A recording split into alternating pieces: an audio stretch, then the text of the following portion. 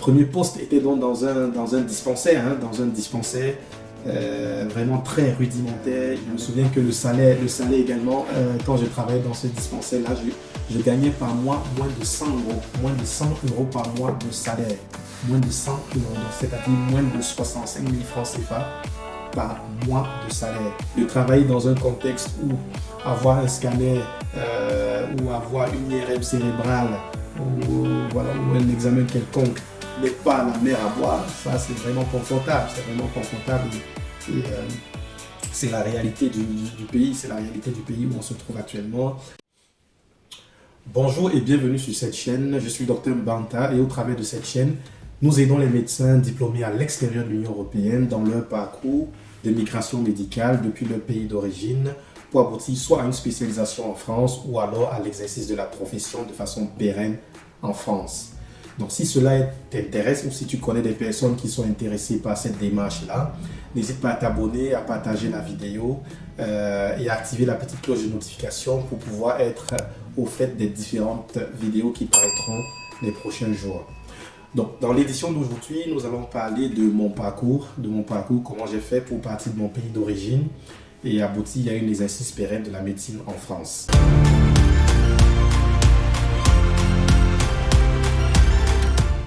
Donc, comme je disais, je suis Dr Mbanta pour ceux qui ne me connaissent pas encore et je suis un médecin diplômé au Cameroun à l'Université des Montagnes. L'Université des Montagnes, c'est l'une des facultés de médecine au Cameroun.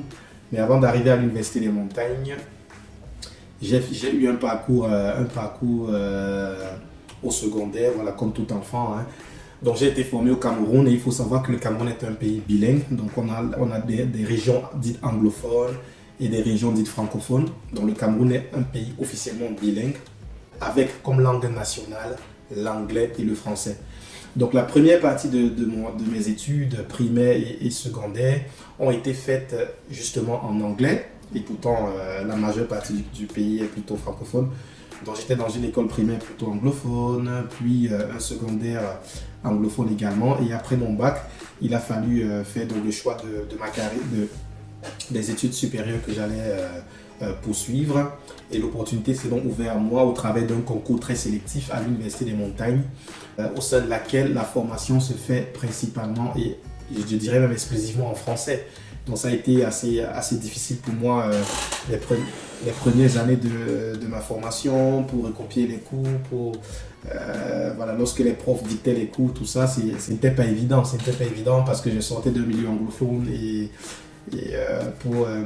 pour m'habituer, pour reprendre le rythme en français, ça n'a pas été très facile. Donc les 2 premières années ont été un peu compliquées sur ce plan-là, sur le plan de la langue. Mais par la suite, ça a été, par la suite, tout s'est bien passé. Et donc voilà pour les premières années. Donc lorsque j'ai eu mon bac, j'ai donc passé ce concours d'entrée en école en faculté de médecine, donc à l'Institut supérieur des sciences de la santé de l'Université des Montagnes. Que j'ai réussi avec brio. Je pense que j'étais soit major ou le deuxième du concours, je ne sais plus trop. Mais bon, j'ai réussi le concours avec brio et j'en suis fier. Donc voilà, j'ai donc passé cette année d'études médicales à l'Université des Montagnes. À l'Université des Montagnes, nous avons eu une formation très solide, une très bonne formation. Je veux d'ailleurs saluer les autorités de cette université-là qui font vraiment qui mettent vraiment tout en place, ils font vraiment le possible pour que nous puissions recevoir une formation vraiment très très qualitative. Et donc nous avions des enseignants expatriés, des enseignants qui venaient de France, de Toulouse, de Besançon, de Dijon. Nous avons plusieurs enseignants qui venaient donc de France pour nous donner cours. Nous avions aussi des enseignants d'Allemagne, etc., etc. Donc la formation était vraiment très très très très solide et très très qualitative pendant mes années d'études là-bas. Et donc année après année, j'ai donc réussi mes examens, j'ai fait mes stages et j'ai fini par soutenir mon diplôme mon doctorat en médecine en 2016, il me semble, en 2016. Et donc à partir de là, il a fallu trouver du travail, il fallait voir comment on allait faire par la suite. Il faut savoir qu'au Cameroun, c'est un peu compliqué quand même. C'est un peu compliqué comme dans la majorité des pays africains. Dans la majeure partie des pays africains, c'est un peu compliqué. Après les formations, pour trouver l'emploi, ce n'est pas souvent évident. Ce n'est pas souvent évident. Donc je me souviens que mes premières propositions, mes premières activités en tant que médecin après ma soutenance étaient... donc ça c'est un épisode, ça c'est un moment qui m'a quand même choqué. C'est en fait, j'ai travaillé dans un dispensaire dans la ville, la capitale, dans la ville de Yaoundé. Un dispensaire. Donc, la pyramide sanitaire au Cameroun est vraiment organisée de telle sorte que il y a 3 échelles en fait. Il y a 3 niveaux sanitaires et au bas de l'échelle, au bas de la pyramide, on a des centres médicaux, des dispensaires, des hôpitaux de district. Au niveau intermédiaire, on a des hôpitaux régionaux et au niveau supérieur, on a donc les centres hospitaliers et universitaires. Et donc, mon premier poste était donc dans un dispensaire, vraiment très rudimentaire. Il n'y avait pas de matériel médical. C'était vraiment très frustrant. Il y avait un grand déphasage entre ce que j'avais appris à l'école d'une part, et d'autre part ce que je voyais sur place dans le dispensaire. Et pourtant c'était bien la capitale, hein, c'était dans la capitale du Cameroun. Donc il n'y avait vraiment pas de plateau technique, rien, il n'y avait vraiment rien. C'était vraiment terrible. C'était vraiment terrible. Et je me souviens que le salaire également, quand je travaillais dans ce dispensaire-là, je gagnais par mois moins de 100 euros. Moins de 100 euros par mois de salaire. Moins de 100 euros, donc c'est-à-dire moins de 65 000 francs CFA par mois de salaire. C'était vraiment quelque chose qui m'a très choqué. Je me souviens bien de cette période-là. C'était très difficile. C'est une période qui a été très difficile pour moi. Et donc je ne pouvais pas rester là. Malgré la bonne volonté que j'avais, la fougue, le zèle pour soigner les patients, tout ça. Mais je ne pouvais pas rester dans ce dispensaire-là parce que c'est vrai qu'il faut soigner les patients, mais il faut vivre également. Donc après ce poste-là, j'ai trouvé par le biais d'un collègue me promotionnait qui m'a parlé d'une autre opportunité dans une ville en banlieue de la capitale. Donc je suis allé là-bas, le salaire était toujours aux alentours de 150 euros, c'est-à-dire 100 000 francs CFA à peu près. Ce qui comparativement au coût de la formation à l'Université des Montagnes que mes parents avaient déboursé, tout l'investissement qui avait été mis pour ma formation ne représentait vraiment pas grand-chose, quoi. Je pense que vous comprenez, vous connaissez le coût des formations dans vos différentes facultés. Et donc pour moi, c'était quelque chose de pas possible. Il fallait que j'essaye de prendre ma vie en main, il fallait que j'essaye de chercher, de me battre pour me donner une carrière brillante, quoi. Une carrière brillante parce que au fond de moi, je voulais vraiment pour être capable d'exercer la médecine, mais de mettre en pratique tout ce que j'avais appris pendant mes années à la fac de médecine. Donc je voulais vraiment avoir la possibilité de prendre en charge un patient de façon correcte, de la bonne façon, sans négliger aucun aspect de la prise en charge du patient et vraiment lui apporter la solution dont il avait besoin. Et donc travailler dans ces petits centres-là, très pauvres en équipement, c'était vraiment quelque chose de difficile parce qu'on est démunis. Et je pense que vous connaissez très bien cette situation dans vos pays, dans vos centres médicaux et dans vos hôpitaux. C'est parfois très frustrant. Il y a des patients qui décèdent du simple fait du manque d'une ampoule de produit ou alors du simple fait du manque d'un médicament ou d'un équipement. Et ça c'est très frustrant. Pourtant, vous savez ce qu'il faut faire, vous avez la connaissance, vous savez ce qu'il faut faire, mais il n'y a pas le produit, il n'y a pas le médicament. Et ça laisse parfois, ça peut laisser parfois des séquelles et des frustrations. Donc, à partir de là, donc, je cherchais comment faire par la suite pour me sortir de là, de ce système-là.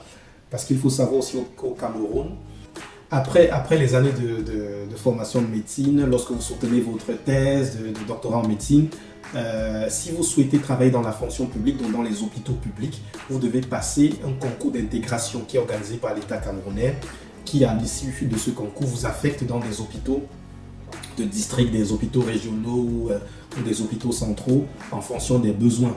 Mais ce concours-là tout le monde ne réussit pas ce concours et tout le monde ne réussit pas ce concours. Et après, il y a certaines personnes qui n'ayant pas réussi doivent encore se chercher où travailler, etc. Donc l'État forme des médecins, mais au bout, il n'y a pas de travail, il n'y a pas forcément de travail pour les médecins qui ont été formés donc, au Cameroun et dans d'autres pays africains aussi. Il y a des médecins qui n'ont pas où travailler. Ils sont formés, mais ils ne sont pas embauchés par l'État. Pourtant, il y a des malades, il y a des besoins, mais ils ne sont pas embauchés. Donc ce concours-là, je ne voulais pas le faire parce que pour moi, c'était vécu un peu comme une barrière, comme des bâtons dans les roues. Après une formation, il faut encore franchir des étapes, tout ça. Et pourtant, dans le pays, il y a vraiment du besoin. Mais qu'à cela ne tienne, au fond de moi, j'avais déjà des perspectives vraiment plus grandes. Je voulais vraiment approfondir mes connaissances en médecine. Je voulais vraiment exercer la médecine de façon vraiment épanouie, de la façon la plus correcte et éviter les frustrations. Je pense que toute personne qui fait cette formation de médecine-là a vraiment à cœur de pouvoir exercer cet art vraiment dans la meilleure des conditions qui soient. Et donc c'est pour ça que j'ai commencé à penser à aller aux États-Unis, à m'expatrier en Angleterre, en France. J'ai commencé à réfléchir pour essayer de voir avec un petit groupe d'amis. On réfléchissait, on se disait où est-ce qu'on va aller parce que ce système sur place est compliqué, tout ça. Donc on a commencé à réfléchir, on a commencé à se préparer même pour aller aux États-Unis, mais c'était compliqué parce que on n'avait personne aux États-Unis, il n'y a pas la famille, le coût c'est très cher pour se lancer dans cette aventure, etc. etc. Donc c'était trop compliqué l'aventure aux États-Unis. Mais heureusement, j'ai pu avoir, par le biais de ma faculté, qui était en partenariat donc, avec un hôpital ici en France, d'avoir une convention qui m'a permis donc d'arriver en France, où j'ai travaillé dans un hôpital pendant quelques mois à 1 an. Et donc pendant cette période-là, lorsque je suis arrivé, je me suis dit que j'allais tout faire pour pouvoir réussir vraiment mon concours de médecine pour rester en France, parce qu'il était hors de question que je rentre au Cameroun dans ce que j'avais vu, dans les difficultés, dans tout ce qui se passait là-bas. Je me suis dit, autant mieux me former, travailler ici, et je serais mieux équipé pour pouvoir aider plus tard le pays. Je pensais que c'était de cette façon-là que je pouvais mieux aider mon pays en me formant correctement, en travaillant correctement dans les règles de l'art, voir comment les choses se font de la meilleure des façons, et plus tard pouvoir offrir à mon pays ce que j'aurais appris, ce que j'aurais emmagasiné pendant mes années ici en France. Donc c'est comme ça que pendant mon stage dans cet hôpital français qui m'a accueilli via ma convention, je me suis préparé vraiment de façon acharnée pour le concours qu'on appelle la PAE. Si vous ne connaissez pas ce que c'est que la PAE, j'en ai parlé dans une précédente vidéo. Vous pourrez regarder la précédente dans la chaîne, vous allez retrouver la vidéo. Donc je me suis formé pour cette procédure qui s'appelle la procédure d'autorisation d'exercice. Et la première étape de cette procédure-là, c'est les épreuves de vérification de connaissances. Donc, c'est cette étape-là qui est la première étape en fait de votre migration médicale, de votre installation en France pour pouvoir exercer en fait la médecine. Si vous avez un diplôme étranger, donc je me préparais pendant mes mois de stage, pendant les pauses, je m'enfermais dans la salle de réunion, j'étudiais.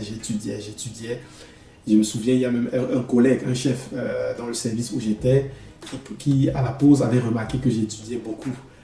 Il m'avait félicité en me disant que vraiment la volonté que je mets dans la préparation de mon concours est vraiment bonne. Il m'avait félicité, il m'avait encouragé à continuer à réviser. Et ça, je m'en souviens toujours. Mais j'avais beaucoup de volonté. J'avais vraiment de la volonté parce que j'avais déjà cette frustration-là d'avoir travaillé dans un environnement où il n'y a pas de moyens, où je n'avais pas de moyens, j'étais complètement démuni. Vous voyez ce dont souffre un patient, mais vous n'avez rien pour apporter une solution à son problème. Et ça, c'est assez frustrant quand même. Donc, je me suis préparé pour mes EVC, mon concours des EVC.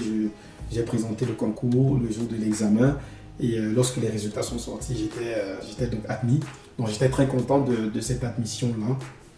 J'étais très content de cette admission et à partir de là, j'ai commencé mes années de consolidation parce qu'il faut savoir que lorsque vous passez le concours, vous avez 2 à 3 ans. À l'époque, c'était 3 ans. À mon époque, c'était 3 ans de consolidation, d'années de consolidation, c'est-à-dire vous êtes affecté dans un service, vous devez passer 3 ans, 3 années de consolidation, comme le CNG l'appelle, c'est-à-dire vous exercez, vous voyez comment la médecine, ça se passe en France, comment on prend en charge les patients en France, vous collaborez avec vos collègues, avec le personnel paramédical, etc., etc. pendant 3 ans.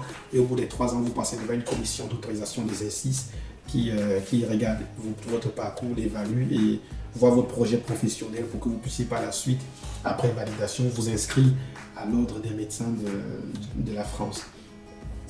Et donc, j'ai donc fait mes années de consolidation. Et c'est comme ça que, partant du Cameroun, j'ai pu venir m'installer en France et j'exerce vraiment de façon totalement libre, hein, de façon autonome. Et c'est vraiment un plaisir parce que on se rend vraiment compte de ce qu'on a toujours souhaité. Vous voyez, on a toujours voulu offrir aux patients ce qu'on connaissait, on a toujours voulu offrir les meilleurs soins aux patients et de travailler dans un contexte où avoir un scanner ou avoir une IRM cérébrale ou un examen quelconque n'est pas la mer à boire. Ça, c'est vraiment confortable, et c'est la réalité du pays, c'est la réalité du pays où on se trouve actuellement. C'est ce que nous avons appris lorsque nous étions en formation et de pouvoir mettre cela en application. C'est vraiment agréable de pouvoir travailler de façon confortable sans à chaque fois se dire mais le patient n'aura pas l'argent pour payer, mais le patient n'aura pas ci pour faire ça, mais il faut tel médicament, le médicament n'est pas présent en pharmacie, ou alors je suis dans telle ville, pour avoir le médicament, il faut voyager pour aller dans telle autre ville pour pouvoir trouver une seule ampoule de médicaments, etc., etc. La famille n'a pas d'argent, il faut faire des réunions familiales pour essayer de trouver l'argent pour soigner un patient, etc., etc. C'était très compliqué à vivre, c'était difficile, frustrant. Et là, aujourd'hui, l'exercice de la médecine de mon côté est vraiment plus confortable. Je sais qu'il y a beaucoup de nos compatriotes, beaucoup de nos confrères dans nos pays qui souhaitent vraiment faire cette procédure de migration là. Et donc c'est l'une des raisons pour lesquelles j'ai créé cette chaîne, parce que j'ai été beaucoup sollicité par nos confrères qui sont au pays et qui ont vraiment besoin, ils ne savent pas comment faire, comment ça se passe pour pouvoir partir du Cameroun ou du Mali ou de la Côte d'Ivoire, du Congo, de l'Algérie, du Maroc, pour pouvoir exercer, pour pouvoir venir en France et finalement exercer tranquillement la médecine ici. Donc c'est pour ça que j'ai créé la chaîne. Donc si c'est quelque chose qui vous intéresse, si vous connaissez des jeunes, des cousins, des connaissances qui souhaitent également, après leur formation médicale ou qui sont déjà en activité et qui pourraient être intéressés par la migration médicale, c'est-à-dire venir s'installer en France pour y exercer, vous pouvez vous abonner à la chaîne, leur partager la vidéo, leur envoyer la vidéo et activer la petite cloche de notification pour rester au fait des prochaines vidéos qui paraîtront sur la chaîne. Donc c'est ce dont je voulais vous parler aujourd'hui. Je voulais vous parler donc de mon parcours, comment je suis parti du Cameroun pour pouvoir arriver en France et exercer donc tranquillement la profession. Je pense que c'est plus simple comme ça, c'est plus confortable, les salaires sont plus intéressants, vous pouvez avoir vous pouvez vous projeter, on peut se projeter, on peut avoir une vision, on peut penser à l'avenir pour ses proches, pour ses enfants, pour sa famille. C'est vraiment, ça change vraiment une vie, Et c'est pour ça que j'ai voulu créer cette chaîne pour aider nos collègues qui souhaitent également voir leur vie changer par ce moyen-là. Donc restez abonnés et on se dit à très bientôt pour la prochaine vidéo. Ciao!